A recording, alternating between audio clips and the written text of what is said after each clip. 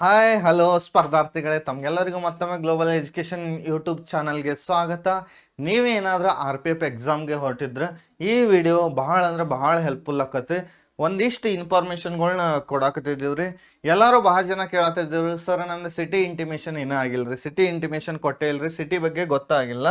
ಅವ್ರ RPFದವ್ರ ನೋಟಿಫಿಕೇಶನ್ದಾಗ ಕ್ಲಿಯರ್ ಆಗಿ ಮೆನ್ಷನ್ ಮಾಡ್ಯಾರ. ಏನಂತ ಹೇಳ್ಯಾರ ಅಂದ್ರೆ, link of view city intimation slip ಎಷ್ಟು ದಿನದ 10 days prior to the scheduled exam. ಅಂದ್ರೆ ಅವ್ರು ಹೇಳ್ಯಾರ್ರಿ, ಆಲ್ರೆಡಿ ಮೆನ್ಷನ್ ಮಾಡ್ಯಾರು. 10 ದಿನಗಳ ಮುಂಚೆನ ಏನಾಕತ್ತ ನಿಮ್ದು ಸಿಟಿ ಇಂಟಿಮೇಷನ್ ಮಾಡ್ತಾರೋ, ಮೆಸೇಜ್ ಮೂಲಕ ನಿಮ್ಗೆ ಇಮೇಲ್ ಮತ್ತು ಮೆಸೇಜ್ ಮೂಲಕ ಸಿಟಿ ಇಂಟಿಮೇಷನ್ನ ಕೊಡ್ತಾರೋ. ಅಲ್ಲಿ ಚೆಕ್ ಮಾಡ್ರಂದ್ರೆ ನಿಮ್ಗೆ ಈಗ ಯಾರ್ಯಾರು ಬಂದಿಲ್ಲ ಅಂದ್ರೆ ನಿಮ್ದು ಎಕ್ಸಾಮ್ ಇನ್ನೂ ಮುಂದೆ ಐತೆ ಅಂದಂಗೆ. ಯಾರ್ಯಾರು ಬಂದೈತಿ ಎಕ್ಸಾಮ್ ಡೇಟು ಬಿಟ್ಟಾರ ಅವ್ರದ್ದು. City intimation ಮಾಡ್ಯಾರು.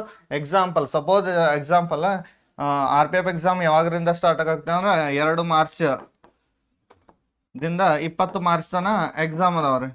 ಈಗ ನಮ್ದು ಒಂದು ವೇಳೆ ಎಕ್ಸಾಮ್ 15ನೇ ತಾರೀಕು ಇತ್ತಂದ್ರೆ ಸಿಟಿ ಇಂಟಿಮೇಷನ್ ಯಾವಾಗ ಆಕತಿ ಅಂದ್ರೆ 5ನೇ ತಾರೀಕು ಆಕತಿ, ಮಾರ್ಚ್ 5ಕ್ಕೆ ಆಕತಿ. ಅಂದ್ರೆ 10 ದಿನಗಳ ಮುಂಚೆ ಆಕತಿ. ಅದ್ರ ಸಲುವಾಗಿ ಯಾರೂ ವರಿ ಮಾಡ್ಕೋಬೇಡ್ರಿ, ನಿಮ್ದು ಇಂಟಿಮೇಷನ್ ಮಾಡ್ತಾರೋ.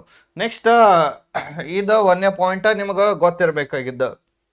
ನೆಕ್ಸ್ಟ್ ಇದಾದ್ಮೇಲೆ ಮತ್ತೆ ನೋಟಿಫಿಕೇಶನ್ದಾಗ ಏನೇನು ಅದಾವ ನೋಡ್ರಿ. ಟೋಟಲ್ ಡ್ಯೂರೇಷನ್ ಎಷ್ಟು ನಿಮಿಷ ಇರ್ತೈತಿ ಅಂದ್ರೆ ಎಕ್ಸಾಮ್ ನಿಮ್ದು 90 ನಿಮಿಷದ ತನ ಆಕತ್ರಿ. ಟೋಟಲ್ ಡ್ಯೂರೇಷನ್ ಎಕ್ಸಾಮ್ ಎಷ್ಟು ನಿಮಿಷದ ತನ ಇರ್ತೈತಿ ಅಂದ್ರೆ 90 ನಿಮಿಷದ ತನ ಇರ್ತೈತಿ. ಟೋಟಲ್ ಮಾರ್ಕ್ಸ್ ಎಷ್ಟು ಇರ್ತಾವ ಅಂದ್ರೆ 120 ಮಾರ್ಕ್ಸ್ ಇರ್ತಾವ. ಇದ್ರ ಬಗ್ಗೆ ಗೊತ್ತಿರ್ಬೇಕು ನಿಮ್ಗೆ.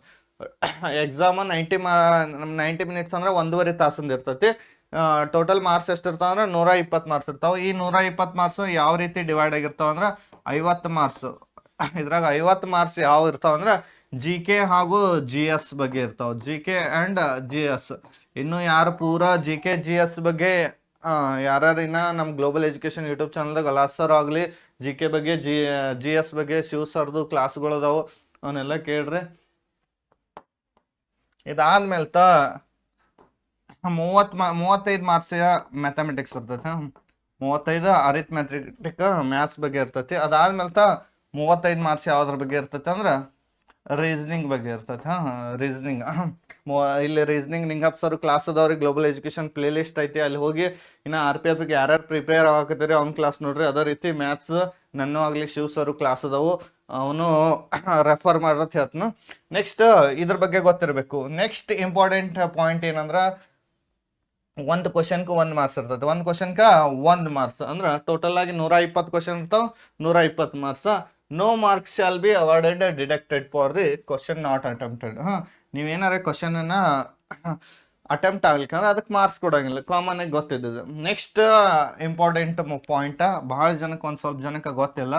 ಕಮೆಂಟ್ ಹಾಕ್ತಿರ್ತೀರಿ, ಮೆಸೇಜ್ ಮಾಡ್ತೀರಿ, ಸರ್ ನೆಗೆಟಿವ್ ಎಷ್ಟೈತೆ ಅಂತ.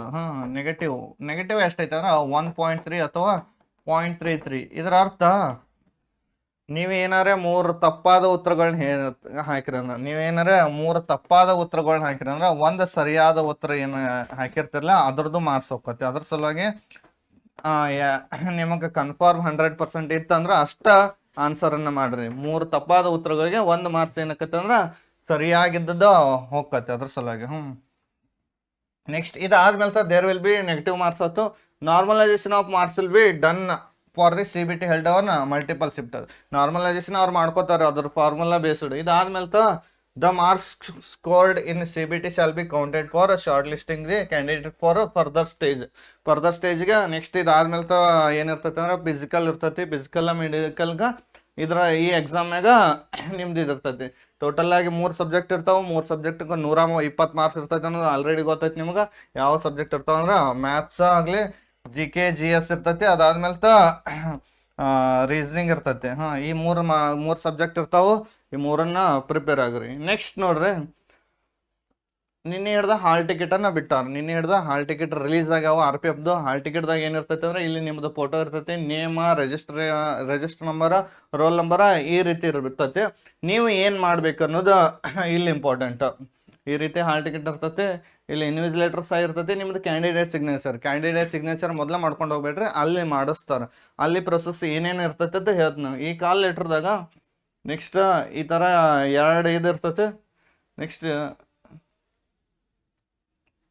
ಇದಾದ್ಮೇಲೆ ಶಿಫ್ಟ್ಗಳು ಪೈಲಾ ಶಿಫ್ಟ್ 7:30 ಏನು ಮಾಡ್ಬೇಕಾದ್ರೆ ರಿಪೋರ್ಟ್ ಮಾಡ್ಬೇಕ್ರೆ. ರಿಪೋರ್ಟಿಂಗ್ 7ವರೆಗೆ, ನೆಕ್ಸ್ಟ್ ಗೇಟ್ ಕ್ಲೋಸಿಂಗ್ 8ವರೆಗೆ ಆಕತಿ. ನೆಕ್ಸ್ಟ್ ಎಕ್ಸಾಮ್ ಯಾವಾಗ ಸ್ಟಾರ್ಟ್ ಆಕತಿ ಅಂದ್ರೆ 9 ಗಂಟೆಗೆ ಫಸ್ಟ್ನೇ ಶಿಫ್ಟ್ದಾಗ ಎಕ್ಸಾಮ್ ಸ್ಟಾರ್ಟ್ ಆಕತಿ. ಇನ್ನು ಎರಡನೇ ಶಿಫ್ಟ್ ಯಾವಾಗ ಸ್ಟಾರ್ಟ್ ಆಕತ್ತಾರ ರಿಪೋರ್ಟಿಂಗ್ ಟೈಮ್ 11 ಗಂಟೆ. ನೆಕ್ಸ್ಟ್ ಎಕ್ಸಾಮ್ ಗೇಟ್ ಕ್ಲೋಸ್ ಆಗೋದು 12 ಗಂಟೆಗೆ, ಎಕ್ಸಾಮ್ ಸ್ಟಾರ್ಟ್ ಆಗೋದು 12ವರೆಗೆ. ಥರ್ಡ್ ಶಿಫ್ಟ್ ಇದೇ ರೀತಿ ಇರ್ತತಿ. ಅಲ್ಲಿ ಮೊದಲಿಗೆ ಏನು ಮಾಡ್ಬೇಕಂದ್ರೆ ಒಂದು ಸ್ವಲ್ಪ ಲಗುನ ಹೋಗ್ಬೇಕು. ನೀವು ಹೋದ ಮೇಲೆ ಅಲ್ಲಿ ಏನು ಮಾಡ್ತಾರಂದ್ರೆ ಹಾಲ್ ಟಿಕೆಟ್ ಚೆಕ್ ಮಾಡ್ತಾರೋ. ಹಾಲ್ ಟಿಕೆಟ್ ಚೆಕ್ ಆದ್ಮೇಲೆ ನಿಮ್ಮ ಏನು ಸಾಮಾನು ಇರ್ತಾವಲ್ಲ ಅವನ್ನ ಎಲ್ಲವನ್ನ ಒಂದು ಕಡೆ ಇಟ್ಟು ಬರಕ್ಕೆ ಹೋಗ್ತಾರೋ. ಅದ್ರಾಗೂ ಮೇನ್ ಬಾಯ್ಸ್ಗೆ ಏನೇನು ಅಲವ್ ಇರಂಗಿಲ್ಲ ಅಂದ್ರೆ ಬೆಲ್ಟ್ ಅಲವ್ ಇರಂಗಿಲ್ಲ ರೀ, ವಾಲೆಟ್ಗಳು ಅಲವ್ ಇರಂಗಿಲ್ಲ, ಕಾಯಿನ್ಸ್ ಅಲವ್ ಇರಂಗಿಲ್ಲ. ನೆಕ್ಸ್ಟ್ ಶರ್ಟ್ ಎರಡೂ ಅಲವ್ ಇರ್ತಾವೆ. ಆದ್ರೆ ಅಲ್ಲಿ ಏನು ಮಾಡ್ಬೇಕಂದ್ರೆ ನೀವು ಎಕ್ಸಾಮ್ಗೆ ಹೋಗೋಕ್ಕಿಂತ ಪೈಲ ನಿಮ್ಮ ಶರ್ಟ್ ಮ್ಯಾಗದು ಏನಾರ ಮೆಟಲ್ದು ವಸ್ತುಗಳಿದ್ದು ಇಲ್ಲಿ ನೇಮ್ ಅದು ಬರ್ದಿರ್ತೈತಿ ಮೆಟಲ್ದ, ಆ ಮೆಟಲ್ದು ಅದು ಅಂಥವು ಇದ್ದು ಅಂದ್ರೆ ಅಂಥ ಶರ್ಟ್ಗಳನ್ನ ಅಥವಾ ಅಂಥ ಟಿ ಶರ್ಟ್ಗಳನ್ನ ಹಾಕ್ಕೊಂಡು ಹೋಗ್ಬೇಡ್ರಿ. ನೆಕ್ಸ್ಟ್ ಬಟನನ್ನು ಚೆಕ್ ಮಾಡಿರಿ. ಬಟನ್ ಯಾವಾರೇ ಮೆಟಲ್ದು ಇದ್ದು ಅಂದ್ರೆ ಅವನು ಅಲವ್ ಇರಂಗಿಲ್ಲ. ಅದ್ರ ಸಲುವಾಗಿ ಅಲ್ಲಿ ಹೋಗಿ ಏನು ಮಾಡ್ತಾರೆ, ಅಲವ್ ಮಾಡುವಾಗ ಅಲ್ಲಿ ಏನು ಮಾಡ್ತಾರೆ, ಕಟ್ ಮಾಡ್ತಾರೋ ಅಥವಾ ಅದಕ್ಕೆ ಏನಾರು ಜಿಗಿಟ್ ಪಟ್ಟಿಯೋದು ಹಚ್ತಾರೋ. ಅಲ್ಲಿ ಹೋಗಿ ನೀವು ಪ್ಯಾನಿಕ್ ಆಗೋ ಬದಲಿ ಅದಕ್ಕಿಂತ ಮೊದಲ ಏನು ಮಾಡ್ಬೇಕಂದ್ರೆ ಮೆಟಲ್ದು ಬಟನ್ ಇದ್ದಂಥ ಶರ್ಟ್ ಅಥವಾ ಟಿ ಶರ್ಟ್ಗಳನ್ನ ಅವಾಯ್ಡ್ ಮಾಡಿರಿ. ನೆಕ್ಸ್ಟ್ ಅದಾದ್ಮೇಲೆ ಎಲ್ಲ ಸ್ಕ್ಯಾನ್ ಆದ್ಮೇಲೆ ಏನಕ್ಕತ್ತಂದ್ರೆ ನಿಮ್ಮನ್ನ ಒಂದು ಕಡೆ ಒಯ್ತಾರೋ. ಅಲ್ಲಿ ಏನು ಮಾಡ್ತಾರಂದ್ರೆ ನಿಮ್ದು ಲೆಫ್ಟ್ ತಂಬ ರೈಟ್ ತಂಬನ್ನ ತಗೋತಾರ. ಆ ರೈಟ್ ತಂಬ ಲೆಫ್ಟ್ ತಂಬ ಎಲ್ಲಿರ್ತೈತೆ ಅಂದ್ರೆ ನಿಮ್ಮ ಹಾಲ್ ಟಿಕೆಟ್ ಒಳಗೆ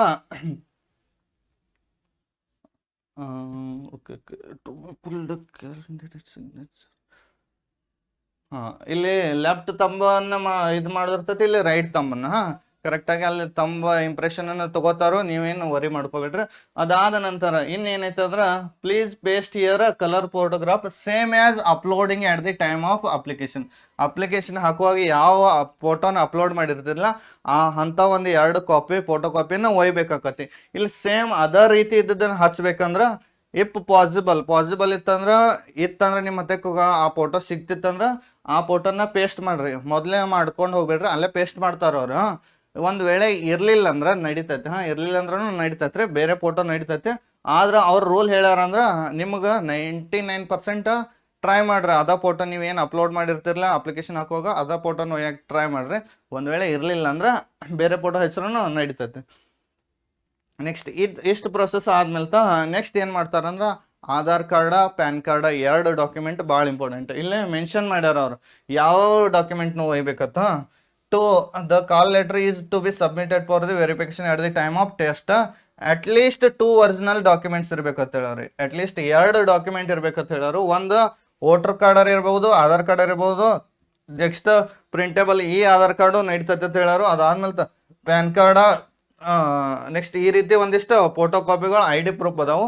ಪ್ಯಾನ್ ಕಾರ್ಡ ಆಧಾರ್ ಕಾರ್ಡನ್ನು ಒಯ್ರಿ. ಇದಾದ್ಮೇಲೆ 2 ಫೋಟೋ ಕಾಪಿಗಳು ಬೇಕಂತ ಹೇಳಾರ. Only for the date of this call letter is valid only for the test data shift time as specified ತೆರೋನ್ ಅಂದಾರ. ಅಂದ್ರೆ ಈ ಕಾಲ್ ಲೆಟ್ರ್ ಎಕ್ಸಾಮ್ ಟೈಮ್ದಾಗ ನಿಮ್ಗೆ ಅಷ್ಟೇ ಅಲವ್ ಐತಿ. ನೆಕ್ಸ್ಟ್ ಬ್ಯಾಂಡ್ ಐಟಮ್ಸ್ ಏನೇನು ಇರಬಾರ್ದು ಅಂದ್ರೆ ಮೊಬೈಲ್ ಫೋನ್ಸ, ಕ್ಯಾಲ್ಕುಲೇಟರ್ ಈ ರೀತಿ ಎಲೆಕ್ಟ್ರಾನಿಕ್ಸ್ ಐಟಮ್ಸ ಬ್ಯಾನ್ ಮಾಡ್ಯಾರು. ಇದಾದ್ಮೇಲೆ ನೆಕ್ಸ್ಟ್ ಗೇಟ್ ಕ್ಲೋಸ್ ಮಾಡ್ಮೇಲೆ ಅಲವ್ ಇರಂಗಿಲ್ಲ. ಅದ್ರ ಸಲುವಾಗಿ ಗೇಟ್ ಕ್ಲೋಸ್ ಆದ್ಮೇಲೆ ಯಾರೂ ಒಳಗೆ ಹೋಗ್ಬಾರ್ದು. ಇಷ್ಟು ಆದ್ಮೇಲೆ ನೆಕ್ಸ್ಟ್ ಏನಿರ್ತೈತೆ ಅಂದ್ರೆ ಆಧಾರ್ ಕಾರ್ಡ್ ಬಯೋಮೆಟ್ರಿಕನ್ನು ತಗೋತಾರೆ. ನಿಮ್ಗೆ ಆಧಾರ್ ಕಾರ್ಡ್ ಬಯೋಮೆಟ್ರಿಕ್ ತಗೊಳ್ಳುವಾಗ ಒಂದು ಸ್ವಲ್ಪ ಎಕ್ಸಾಮ್ ಸೆಂಟ್ರಿಗೆ ಹೋಗೋಕ್ಕಿಂತ ಮೇಲೆ ಸ್ವಚ್ಛಂಗೆ ಒಂದು ಸ್ವಲ್ಪ ಕೈಯನ್ನು ಶುಚಿಗೊಳಿಸ್ಕೊಂಡು ಹೋಗ್ರಿ. ಯಾಕಂದ್ರೆ ಅಲ್ಲಿ ಆಧಾರ್ ಕಾರ್ಡನ್ನು ನಿಮ್ದು ತಂಬ್ ಇಂಪ್ರೆಷನ್ ಬರ್ಬೇಕಾಕತಿ. ಆ ತಂಬ್ ಇಂಪ್ರೆಷನ್ ನೆಕ್ಸ್ಟ್ ನಿಮ್ದು ಫೋಟೋ ಕಾಪಿ ತಗೋತಾರೆ. ಅಂದ್ರೆ ಒಂದು ಫೋಟೋ ತಗೋತಾರಲ್ಲಿ. ಫೋಟೋ ತಗೊಂಡು ಆದ್ಮೇಲೆ ಏನಾಕತ್ತೆ ಅಂದ್ರೆ ಅವಾಗ ನಿಮ್ದು ಬಯೋಮೆಟ್ರಿಕ್ ಬರ್ತೈತಿ. ಬಯೋಮೆಟ್ರಿಕ್ ಬಂದ್ಮೇಲೆ ಅವ್ರು ನಿಮಗೆ ಮೆನ್ಷನ್ ಮಾಡ್ತಾರೆ ಎಲ್ಲಿ ಹೋಗೋದತ್ತ. ಅಲ್ಲಿ ಸೀಟ್ ನಿಮ್ಮ ಎಲ್ಲಿ ಪೊಸಿಷನ್ ಇರ್ತೈತಿ ಆ ನಂಬರ್ ಹೇಳ್ತಾರೋ ಅಲ್ಲಿ ಹೋಗೋದ್ರಿ. ಅಲ್ಲಿ ಏನು ಮಾಡ್ಬೇಕಂದ್ರೆ ಮೋಸ್ಟ್ ಇಂಪಾರ್ಟೆಂಟ್ ಥಿಂಗ್, ಅಲ್ಲಿ ನಾವು ನಮ್ಮ ಪೊಸಿಷನ್ಗೆ ಹೋದಿವಂದ್ರೆ ಈ ರೀತಿ ಡೆಸ್ಕ್ಟಾಪ್ ಇರ್ತೈತಿ. ಈ ಡೆಸ್ಕ್ಟಾಪ್ ಒಳಗೆ ಇಲ್ಲಿ ಮೂಲೆ ಒಳಗೆ ನೋಡ್ಬೇಕ್ರಿ. ಆ ಮೂಲೆ ಒಳಗೆ ನಮ್ದ ಫೋಟೋ ಬಂದೈತಿ ಅಲ್ಲ ನೋಡ್ಬೇಕು. ಅಲ್ಲಿ ನಮ್ದ ಫೋಟೋ ಬಂದೈತಿ ಅಲ್ಲ ನೋಡ್ಬೇಕು. ಆ ಫೋಟೋ ಬಂದಿತ್ತು ಅಂದ್ರೆ ಓಕೆ, ಇರಲಿಲ್ಲ ಅಂದ್ರೆ ಅವ್ರಿಗೆ ಹೇಳ್ಬೇಕು ನಮ್ದು ಅಲ್ಲ ಅಂತದ ಇದು ಪೊಸಿಷನ್ನ ನಮ್ದು ಅಲ್ಲ ಅಂತ ಹೇಳಬೇಕು. ನೆಕ್ಸ್ಟ್ ಅದಾದ್ಮೇಲೆ ರೋಲ್ ನಂಬರ ಪಾಸ್ವರ್ಡ್ ಯೂಸರ್ ನೇಮ ಪಾಸ್ವರ್ಡ್ ಇರ್ತೈತಿ. ಯೂಸರ್ ನೇಮ್ ಏನಿರ್ತೈತೆ ಅಂದ್ರೆ ರೋಲ್ ನಂಬರ್ ಇರ್ತೈತಿ. ಆ ರೋಲ್ ನಂಬರ್ ಆಟೋಮೆಟಿಕ್ ಅದ ಸಬ್ಮಿಟ್ ಮಾಡ್ಕೊಂಡಿರ್ತೈತಿ. ರೋಲ್ ನಂಬರ್ ನಿಮ್ದು ಅಲ್ಲೇ ಇರ್ತದೆ, ಆಲ್ರೆಡಿ ಸಬ್ಮಿಟ್ ಇರ್ತೈತಿ. ನಾವು ಏನು ಮಾಡ್ಬೇಕಂದ್ರೆ ಪಾಸ್ವರ್ಡ್ ಹಾಕ್ಬೇಕ್ರಿ. ಪಾಸ್ವರ್ಡ್ ಹಾಕಬೇಕು. ಆ ಪಾಸ್ವರ್ಡನ್ನು ಅವ್ರು ಯಾವಾಗ ಹೇಳ್ತಾರೋ ಅವಾಗ ಹಾಕೋಬೇಕು. ಆ ಪಾಸ್ವರ್ಡ್ ಏನಿರ್ತೈತೆ ಅಂದ್ರೆ ನಮ್ದು ಡೇಟ್ ಆಫ್ ಬರ್ತ್, ನಮ್ದು ಏನು ಡೇಟ್ ಆಫ್ ಬರ್ತ್ ಇರ್ತೈತಿ ಅದ ಪಾಸ್ವರ್ಡ್ ಇರ್ತೈತಿ. ಅಲ್ಲಿ ಪಾಸ್ವರ್ಡ್ ಏನಂತ ಕೇಳ್ಕೊತಕೊಂಡ್ರೆ ಬರ್ದಲ್ಲಿ ಅಲ್ಲಿ ಡೇಟ್ ಆಫ್ ಬರ್ತ್ ಯಾವ ಪ್ಯಾಟರ್ನ್ದಾಗ ಹೇಳಿರ್ತಾರಲ್ಲ, ಎಕ್ಸಾಂಪಲ್ DD ನೆಕ್ಸ್ಟ್ ಡ್ಯಾಶ್ ಕೊಟ್ಟ MM ಡ್ಯಾಶ್ ಕೊಟ್ಟ YYY ಈ ರೀತಿ ಇರ್ತೈತಿ, ಆ ರೀತಿ ಪಾಸ್ವರ್ಡ್ ಹಾಕಬೇಕು. ನೆಕ್ಸ್ಟ್ ಮೇನ್ ಇಂಪಾರ್ಟೆಂಟ್ ಥಿಂಗ್ ಅಂದ್ರೆ ಅಲ್ಲಿ ಒಂದು 2 ಲೈನ್ ಉದ್ದಕ್ಕೆ ಬರೆದಿರ್ತಾರೆ. ಯಾವ ರೀತಿ ಅಂದ್ರೆ Harish @ hash plus minus is going to, ಈ ರೀತಿ ಒಂದು ಉದ್ದ ಲೈನ್ 2 ಲೈನ್ ಬರ್ದಿರ್ತಾರೆ. ಅಲ್ಲಿ 2 ಲೈನ್ ಬರ್ದಿರ್ತಾರೆ. ಕರೆಕ್ಟ್ ಆ ಲೈನನ್ನು ಓದ್ಬೇಕು. ಅಲ್ಲೇ ಡೆಸ್ಕ್ಟಾಪ್ ಮ್ಯಾಗ ಇರ್ತೈತಿ, ಎಕ್ಸಾಮ್ ಸ್ಟಾರ್ಟ್ ಆಗೋಕ್ಕಿಂತ ಇಲ್ಲ ಆ 2 ಲೈನನ್ನು ಓದಿ ಏನು ಮಾಡ್ಬೇಕಂದ್ರೆ ನಮ್ಮ ಹಾಲ್ ಟಿಕೆಟ್ದಾಗ ಇಲ್ಲಿ ಹಾಲ್ ಟಿಕೆಟ್ದಾಗ ನಾವು ಏನು ಮಾಡ್ಬೇಕಾರೆ ಇಲ್ಲಿ ಅದನ್ನು ಬರೀಬೇಕಾಗ್ತೈತ್ರ. ಆ ಹಾಲ್ ಟಿಕೆಟ್ದಾಗ ಕಂಪಲ್ಸರಿ ಬರಿಬೇಕಾಕತಿ. ಅಲ್ಲಿ ಏನು ತೋರಿಸಿರ್ತಾರಲ್ಲ ಅದನ್ನು ಡೆಸ್ಕ್ಟಾಪ್ ಮ್ಯಾಗ ಏನು ಕಾಣಿಸ್ತಿರ್ತೈತಿ ಇಲ್ಲಿ ಬರಿಬೇಕಾಕತಿ. ಇದಾದ್ಮೇಲೆ ಪಾಸ್ವರ್ಡ್ ಹಾಕಿ ನಾವೇನು ಮಾಡ್ಬೇಕಂದ್ರೆ ಎಂಟ್ರ್ ಕೊಡೋದು. ಎಂಟ್ರ್ ಕೊಟ್ಟಾದ್ಮೇಲೆ ಏನಾಕತ್ತೆ ಅಂದ್ರೆ ಎಕ್ಸಾಮ್ ಸ್ಟಾರ್ಟ್ ಆಕತಿ. ಎಕ್ಸಾಮ್ದಾಗ ನಮ್ದು ಡೆಸ್ಕ್ಟಾಪ್ ಒಳಗೆ ಮೂಲ್ಯಾಗ ಟೈಮರ್ ಸ್ಟಾರ್ಟ್ ಇರ್ತೈತಿ. ಎಕ್ಸಾಮ್ಗೆ ಹೋಗೋಕ್ಕಿಂತ ಇಲ್ಲ ಈ ಒಂದಿಷ್ಟು ವಿಷಯಗಳನ್ನ ನೀವು ಫಾಲೋ ಮಾಡ್ರಿ. ಅದೇ ರೀತಿ ಪೆನ್ನನ್ನು ಅವರ ಪ್ರೊವೈಡ್ ಮಾಡ್ತಾರ್ರಿ, ಪೇಪರ್ನು ಅವರ ಪ್ರೊವೈಡ್ ಮಾಡ್ತಾರೆ. ಎಕ್ಸಾಮ್ ಮಾತ್ರ ನೀವು ಬರೆದಿರ್ತೈತಿ. ಅಂದ್ರೆ ಪೇಪರ್ ಅಂದ್ರೆ ಅಲ್ಲಿ ಏನಾಕತ್ತೆ ಅಂದ್ರೆ ಎಕ್ಸಾಮ್ದಾಗ ನಿಮ್ಗೆ ಲೆಕ್ಕ ಬಿಡ್ಸೋಕೋದು ರಫ್ ಶೀಟನ್ನು ಪ್ರೊವೈಡ್ ಮಾಡಿರ್ತಾರೋ. ಆ ರಫ್ ಶೀಟ್ ಕ್ವಾರ್ಟರ್ ಏನು ಮಾಡ್ಬೇಕಂದ್ರೆ ಅಲ್ಲಿ ಮೂಲೆ ಒಳಗೆ ಒಂದು ಸ್ಟ್ಯಾಂಪದ ಇರ್ತೈತಿ. ಅಲ್ಲೇನು ಮಾಡ್ಬೇಕಂದ್ರೆ ಅಲ್ಲಿ ನಿಮ್ಮ name next roll number sign ಮಾಡೋದಿರ್ತೈತಿ. ನೆಕ್ಸ್ಟ್ ಎಕ್ಸ್ಟ್ರಾ ರಫ್ ಪೇಪರನ್ನು ಕೊಡ್ತಾರಂದ್ರೆ ರೈಲ್ವೆ ಎಕ್ಸಾಮ್ದಾಗ ಏನಾಕತ್ತೆ ಅಂದ್ರೆ ಎಕ್ಸ್ಟ್ರಾ ರಫ್ ಪೇಪರನ್ನು ಪ್ರೊವೈಡ್ ಮಾಡ್ತಾರೋ. ನೀವು ಒಂದು ಸ್ವಲ್ಪ ಕೇಳಬೇಕಾಕತಿ. 2ನೇ ತಾರೀಕಿಂದ ಯಾರ್ಯಾರು ಎಕ್ಸಾಮ್ ಬರೆಯಕತ್ತೀರಿ ಅವರೆಲ್ಲರಿಗೂ ಗ್ಲೋಬಲ್ ಎಜುಕೇಷನ್ ವತಿಯಿಂದ ಆಲ್ ದ ಬೆಸ್ಟ್. ಎಕ್ಸಾಮನ್ನು ಚೆನ್ನಾಗಿ ಬರ್ರಿ, ವಿಜಯೀ ಭವ ಅಂತ ಹೇಳುತ್ತಾ ನಮ್ಮ ಗ್ಲೋಬಲ್ ಎಜುಕೇಷನ್ ಯೂಟ್ಯೂಬ್ ಚಾನಲ್ನ ಇನ್ನೂ ಯಾರು ಸಬ್ಸ್ಕ್ರೈಬ್ ಆಗಿಲ್ಲರಿ, ಇಂಥ ಹೆಚ್ಚಿನ ಮಾಹಿತಿಗಳಿಗಾಗಿ ಪ್ಲೀಸ್ ಸಬ್ಸ್ಕ್ರೈಬ್ ಆಗ್ರಿ. ಅದೇ ರೀತಿ ನೋಟಿಫಿಕೇಶನನ್ನು ಆನ್ ಮಾಡಿರಿ. ಈ ರೀತಿ ಏನಾರು ಇನ್ಫಾರ್ಮೇಷನ್ ಕೊಡೋದಾದ್ರೆ ನಿಮ್ಗೆ ಆಟೋಮೆಟಿಕ್ ನೋಟಿಫಿಕೇಶನ್ ಹೋಗತ್ತೆ. ಥ್ಯಾಂಕ್ ಯು, ಧನ್ಯವಾದಗಳು.